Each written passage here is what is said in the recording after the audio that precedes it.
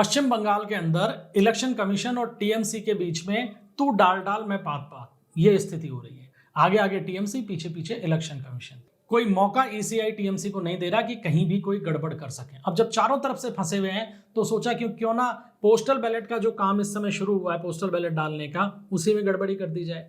हालांकि आपको पता होगा कि भाई चुनाव की प्रक्रिया होने वाली है, 23 तारीख को फर्स्ट फेज के लिए इलेक्शन है। तो चुनाव के लिए जितनी भी टीमें रवाना होंगी वो 21 तारीख को रवाना होंगी।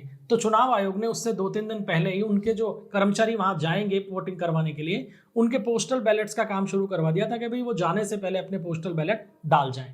इसके अलावा जो 80 साल से ज्यादा उम्र के बुजुर्ग है बंगाल में, उनके भी पोस्टल बैलेट के माध्यम से उनके वोट भी डलवाए जा रहे हैं। अब टीएमसी को ये लगा कि भाई यहाँ पे मौका है, जो छापा वोट डालने की प्रक्रिया हो सकती है वो तो यही हो सकती है, क्योंकि बाकी तो चुनाव आयोग दाव नहीं दे रहा। तो देखिए आप कैसे कैसे काम किए जा रहे हैं।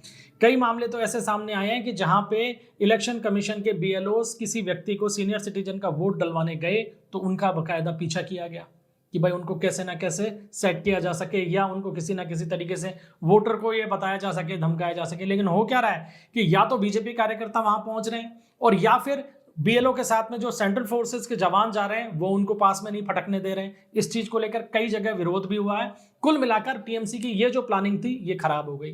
तो उन्होंने दूसरा दाव चलाया। दूसरा दाव देखिए कर्मचारियों के माध्यम से करवाया जा रहा है। दरअसल बंगाल में राज्य सरकार के जो कर्मचारी हैं उनको 7वें वेतन आयोग का लाभ अभी तक नहीं मिला है। बीजेपी ने ये घोषणा कर दी कि सत्ता में आए तो 7th पे कमीशन लगा देंगे। तो कर्मचारी बहुत जबरदस्त नाराज हैं टीएमसी से। लेकिन फिर भी कुछ कर्मचारी तो होते ही है ना जो बैलेंस करने की कोशिश करते हैं। अब देखिए कैसे पोस्टल बैलेट को प्रभावित करने की कोशिश की जा रही है कि जो टीमें चुनाव प्रक्रिया में भाग लेने के लिए, या जो बीएलओस बनकर जो सरकारी कर्मचारी वोट डलवाने के लिए जाएंगे, उनके वोट डालने की प्रक्रिया शुरू हुई तो एक कार्यालय के अंदर तो केवल एक बैलेट बॉक्स रखा गया 300-400 कर्मचारियों के लिए, और उसको भी धूप में ले जाके रख दिया गया।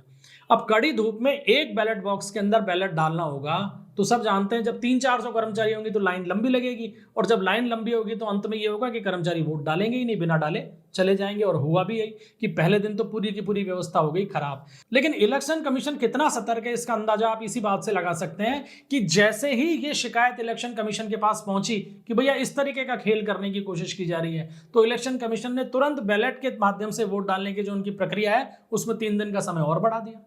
और 3 दिन का समय तो बढ़ाया ही साथ वो बैलेट बॉक्स धूप में रख के जो कारीगरी करने की कोशिश की थी उन तमाम कर्मचारियों को वार्निंग भी दे दी कि भैया सुधर जाओ, नहीं तो फिर कार्रवाई कर देंगे। और कार्रवाई कैसी होती है कि सस्पेंशन ही होगा, और उनकी निगरानी भी बढ़ा दी है। यानी कुल मिलाकर ये दाव भी टीएमसी का इलेक्शन कमीशन ने फेल कर दिया है। तो आप सोच लीजिए कि पश्चिम बंगाल में किस तरीके से डेस्परेट है इस समय टीएमसी कि कैसे भी करके इलेक्शन को प्रभावित किया जाए, क्योंकि इस बार पोस्टल बैलेट जो है दोस्तों वो बहुत इंपॉर्टेंट हो सकते हैं, क्योंकि इतना निकट का चुनाव हो रहा है कई सीटों के ऊपर तो कि ये जो 1500 पोस्टल बैलेट जो है यही चुनाव परिणाम को प्रभावित कर देंगे। तो टीएमसी की कोशिश ये है कि इनको भी सेट किया जाए, इनके अंदर भी अपना दाव चला जाए, या डलने ही नहीं दिया जाए, क्योंकि उनको पता है कि कर्मचारी डालेगा तो खिलाफ डालेगा, लिहाजा नहीं डालें वो ज्यादा अच्छा है।